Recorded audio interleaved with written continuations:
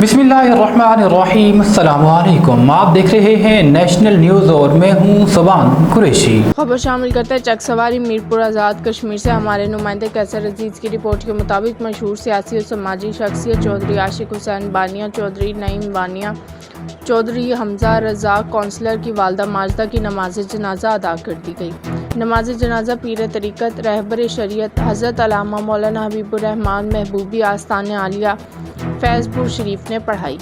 نماز جنازہ میں علاقہ بھر کی سیاسی و سماجی شخصیات جن میں چیئرمین میونسپل کمیٹی چک سواری چودھری نعیم حسین روپیال، وائس چیئرمین میونسپل کمیٹی چک سواری تاصف حسین چودھری، اسسٹنٹ ایجوکیشن آفیسر چک سواری شفقات تبسم چودھری، سفیان ایوب گجر، سابق اے ای او اخلاق احمد دانش، صدر Azad press club Muhammad Murtaza Atari, retired principal boys degree college Chak Sawari Ali Asghar, سماجی شخصیت طارق شاہ، کونسلر میاں ثاقب، کونسلر ساجد نظامی، صدر الفلاح سوسائٹی ایسر، چیئرمین چودھری برکت اور دیگر نے نماز جنازہ پڑھی۔